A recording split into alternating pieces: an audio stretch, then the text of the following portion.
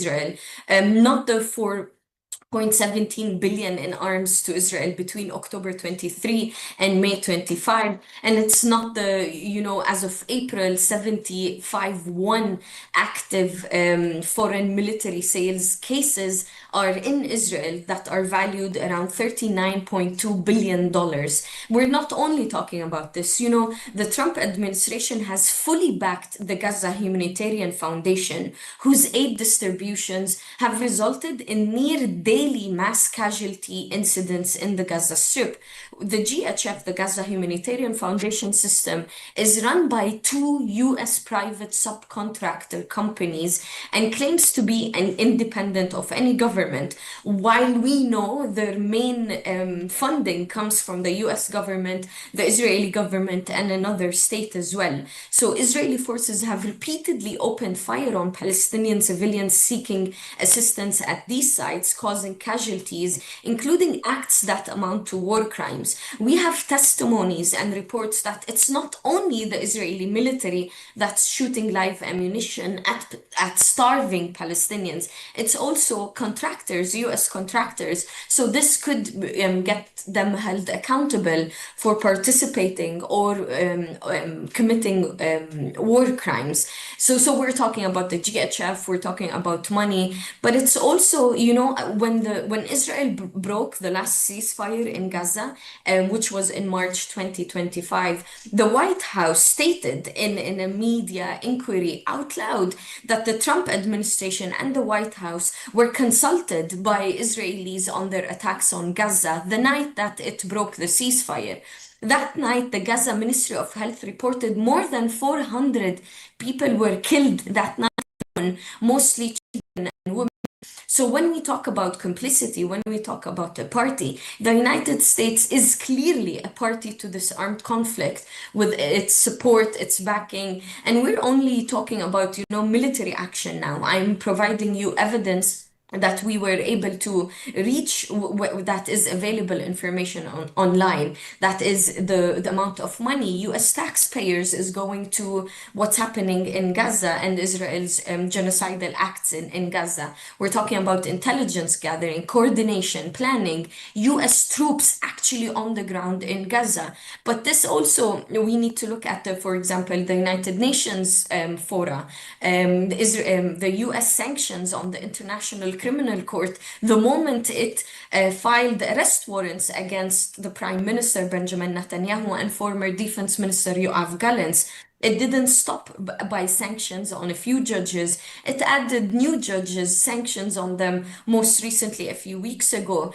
and also people who are working in the office of the prosecutor at the ICC. So we're seeing providing military assistance, but also political cover, any cover for impunity. And this is the whole issue, or maybe one of the root causes in the situation in Palestine and Israel, is that countries and no one is addressing root causes. There's impunity for crimes that have been committed over decades, not being held accountable because Israel is giving the green light over and over again. So really, when we look at the number of vetoes that the US has risen before the Security Council, all the political and military coverage that is provided, it's important to know that it does put the US personnel, US soldiers, US personnel criminally responsible and could be held liable for either jointly So participating quite a or lot being covered there, individually then, responsible. Milena. But let's just also talk about how ordinary U.S. citizens and the international community take away from this report regarding accountability and preventing further humanitarian harm in Gaza. You touched on how Human Rights Watch has gathered its evidence. You've touched on all the other issues pertaining to the how you explain that the U.S. military personnel could face legal liability, as well as things like sanctions. The ordinary U.S. citizens and the international community. Yeah, this report is really made for, in a way, the audience should be the American people. We've been hearing for over 22 months conversations about what is the role of the US. Is it a mediator? Is it a party? How do we view its role? But at the end of the day, we need to understand that the United States is a country that is obligated by international law, similar to any other country. When we talk about the laws of war, they are enforced on American soldiers as much as Israeli soldiers, as much as Palestinian armed groups as well. So this report is really a wake-up call for the American population, for every US national, US citizen, to understand that their country, their representatives, their US soldiers on the ground could be held liable. As much as we talk about, Benjamin Netanyahu being a war criminal and wanted by the ICC, this similar fate could also be for US personnel and US forces who are contributing and taking part of what's happening in the Gaza Strip. Why our audience is for the international community as a whole to understand that their governments could be held liable, but it's also for individuals to take action and put pressure on their own elected officials. Right. It's time to understand that the US does not have power if its people are not pushing for this power. So it's a Milena, we're wake-up call. completely out of time, but your points have been heard there. And thanks again for your time. We appreciate it. Thank you. Thanks. Milena Ansari is Israel and Palestine assistant researcher at Human Rights Watch, speaking to us about the use of U.S.-supplied weapons in Gaza and the legal and humanitarian implications. A call on the ordinary U.S. citizens as well as the international community to take this report as a wake-up call as far as accountability is concerned and preventing further humanitarian harm in Gaza. Let's get our news headlines. Here's Onel Nzinzi. SABC News. Headlines. The African Perspective. Thank you, Asanda. The Botswana government says it intends to raise over $180 million by the end of next month. The government says the money will be spent on addressing the country's public health challenges. South Africa's former African National Congress Party's national spokesperson Pule Mabe and 6 others are expected to appear in court this morning. Mabe and his wife and 5 others are facing charges ranging from fraud, corruption, and assisting another to benefit from proceeds of unlawful activities. And thousands of Israeli protesters have rallied in Tel Aviv and other cities in support of families of hostages who were still being held by Hamas in Gaza. Channel Africa News, I am Onel Nzinzi. SABC News. Headlines. The African Perspective. Now let's check in with the world of sports. Here's Musibudi Makura. Sports on Channel Africa. The African Perspective.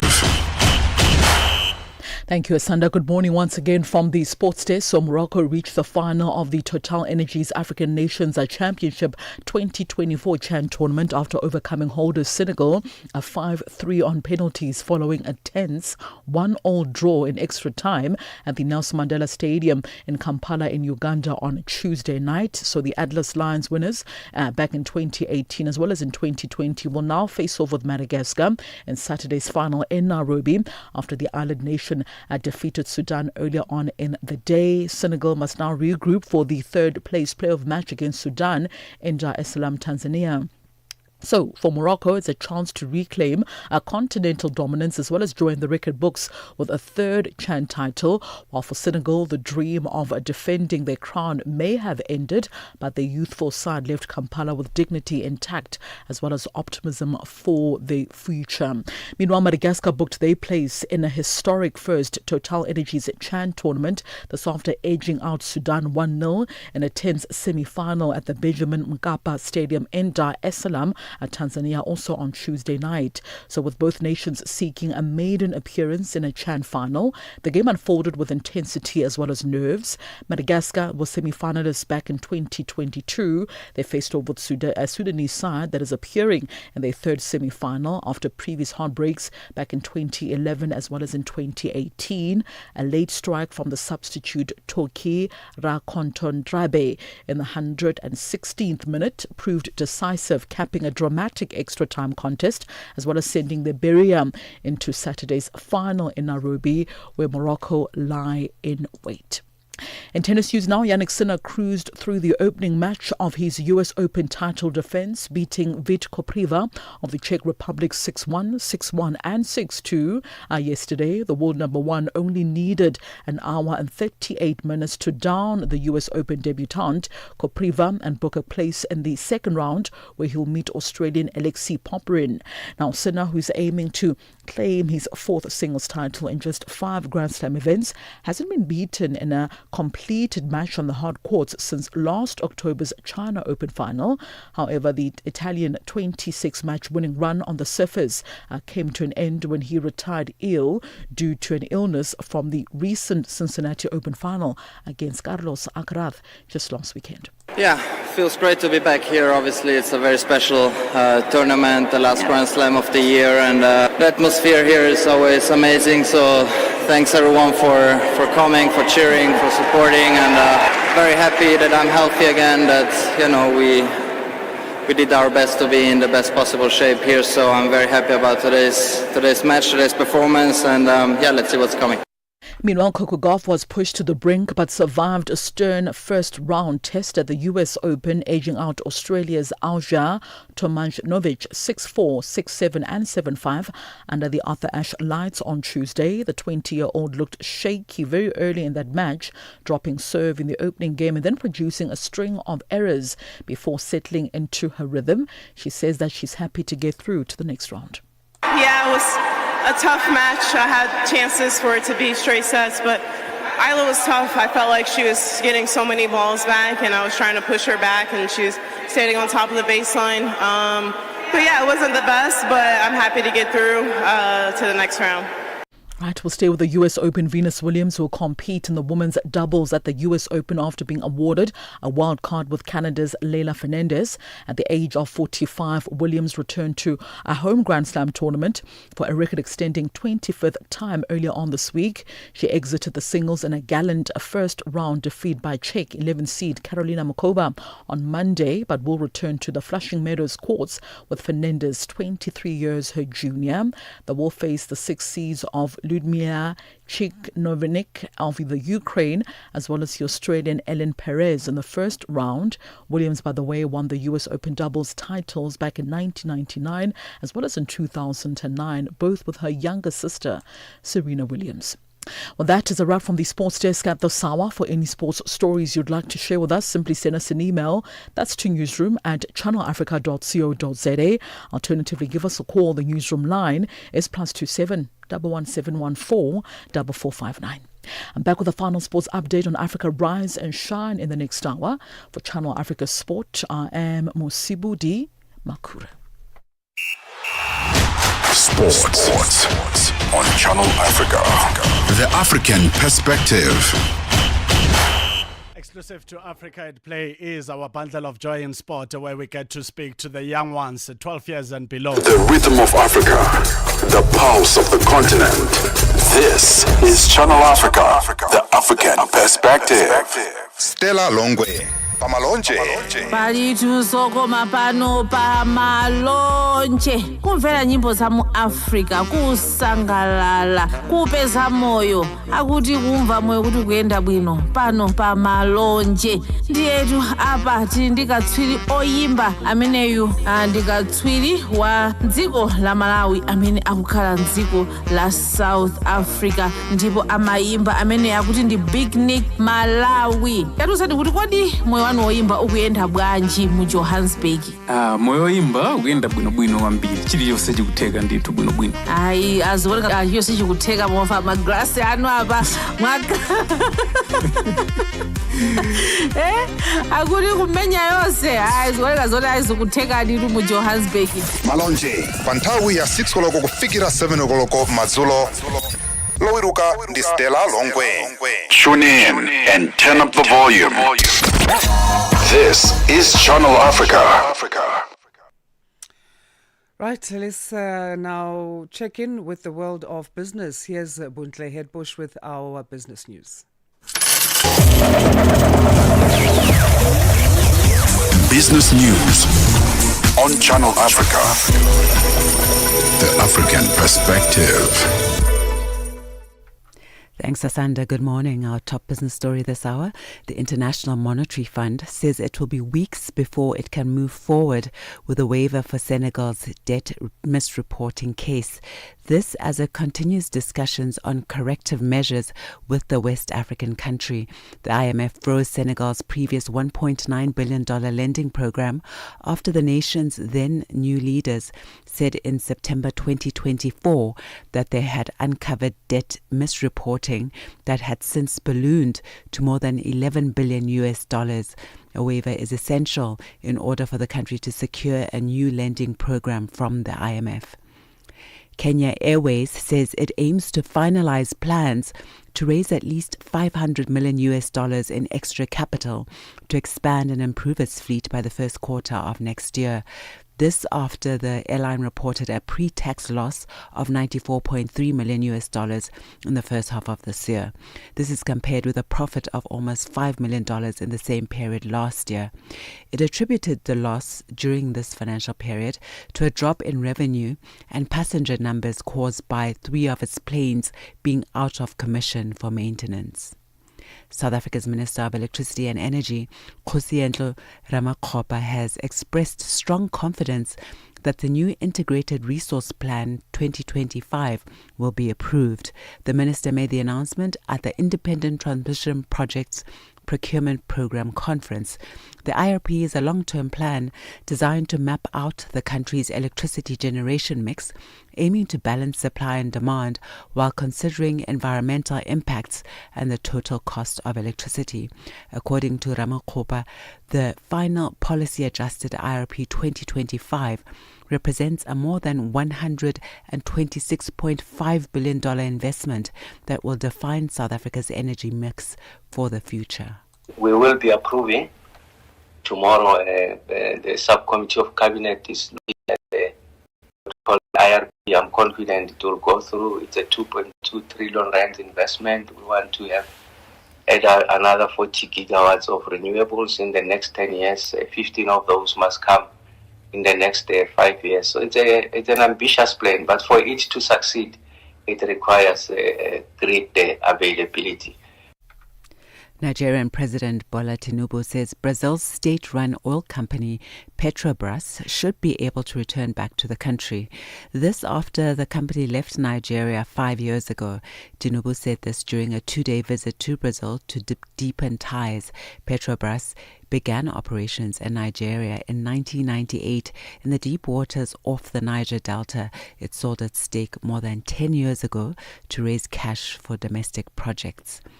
The U.S. Federal Reserve Governor Lisa Cook says she will sue President Donald Trump after he ordered her dismissal. Cook's lawyers say Trump has no authority to sack her. The BBC's Sarah Smith has the details. The president claims an investigation into whether she lied on mortgage applications in order to obtain better interest rates gives him cause to sack her. But Ms. Cook has not been charged with or convicted of any offence. Donald Trump is furious that the Federal Reserve has not given in to his demands to lower interest rates. He has relentlessly attacked the chairman of the Federal Reserve, Jerome Powell, but not yet found a reason to fire him. If the president is able to remove Ms. Cook from the board, he can appoint her successor, and that would give him a majority of governors who support his ideas on economic policy. And now for a look at the indicators. $1 in Nigeria is trading at 1,534 naira. In Botswana, it's 13 pula 32. Kenya, the dollar is trading at 128 shilling 46. And in Zambia, it's 23 kwacha 31. The BRICS countries, $1 in Brazil is trading at 5 rial 42. Russia, 80 rubles 47. India, 87 rupees 65. China, 7 yuan 15. And South Africa, $1 is trading at 17 rand 62 cents this morning. $1 is trading at 74 pence to the British pound and 85 to the euro. Looking at commodities, gold is trading at $3,379, platinum at $1,339 per ounce, while the price of Brent crude oil is $67.32 a barrel. And those are your business news. For any business stories you'd like to share with us, please send an email to newsroom@channelafrica.co.za or call us on +27 11 714 4459 for Channel Africa Business. I am Buntle Headbush. Business news on Channel Africa. The African perspective. From Cape to Cairo, Dakar to Dar es Salaam. Rise and shine with Peter Ndoro and Asanda Beda on Channel Africa. Women in South Africa are under siege in their homes, in their communities, and in the workplace. A survey by Statistics South Africa shows that 60% of women experience violence at home, often from partners, friends, or acquaintances. The latest Governance, Public Safety and Justice survey also shows that in the past year, more than 1 million households were hit by housebreaking. That's about 1 in every 18 homes. Dimakadzo Leshuru has the details on this story. Women are not safe in their homes, in relationships, in communities, and economically.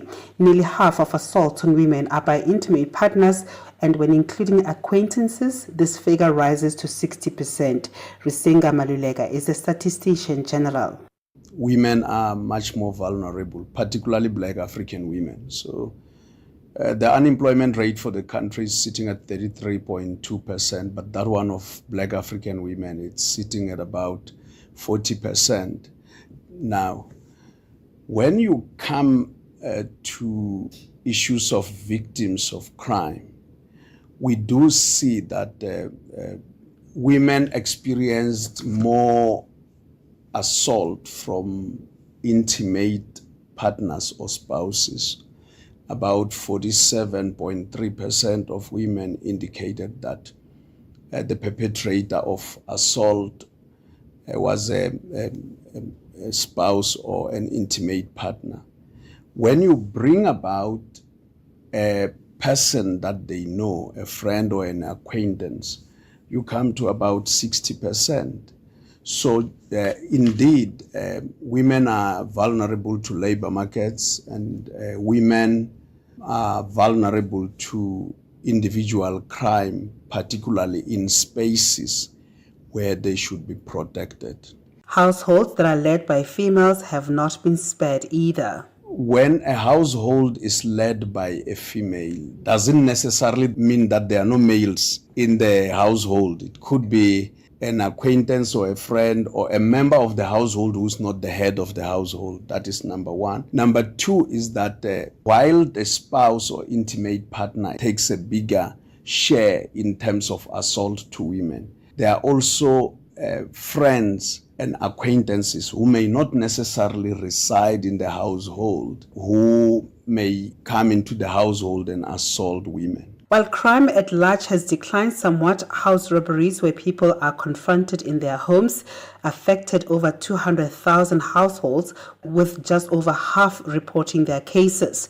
Housebreaking has seen the largest increase, with an estimated 1.5 million incidences occurring and affecting 1.1 million households in South Africa. This represents an increase of 5.7%. Maluleke says 1 in 3 victims never report these crimes, often because they doubt that police will act. They indicated that the police would not do anything about it because in most cases for housebreaking they have no proof or evidence. I mean, these are victims who are saying that. And of course, some resorted that they would attend to the matter themselves. And in cases where people said they would attend to the matter themselves, it's not like they will take the law into their hands. It's more like trying to get someone in the neighborhood who would mitigate between the two people, especially where the perpetrator is known. Only 36% of people feel safe walking in their neighborhoods at night, compared to 81% during the day. The survey paints a stark picture of violence and inequality that still touches millions of South Africans, especially women, every day. What government does with this information remains to be seen. For Channel Africa News, Samdi Makatso Leshoro in Pretoria. A fresh morning, a fresh perspective. Stay tuned to Rise and Shine on Channel Africa. The KwaZulu-Natal Convention Bureau, in collaboration with Millvest Advisory and the city of Umhlathuze, bring you the 2025 Tourism Investment Forum Africa.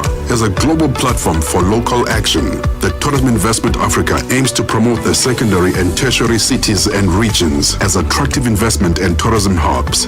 Be part of the movement transforming tourism in Africa. Join us for the TIFA 2025 from August 27 to 29 at Tembela Venue, Richards Bay, KZN, South Africa. Bringing you the energy, news, and good vibes to kickstart your day. This is Rise and Shine on Channel Africa. South Africa's Electoral Commission Chief Executive Officer Sai Mamabolo briefed the media on Tuesday on key preparations for the 2026 local government elections.